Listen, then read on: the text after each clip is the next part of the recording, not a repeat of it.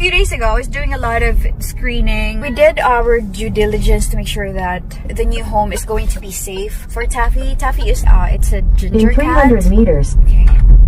We're gonna be there soon. Yeah, I hope that it turns out well. I'm just excited. Hello, Taffy.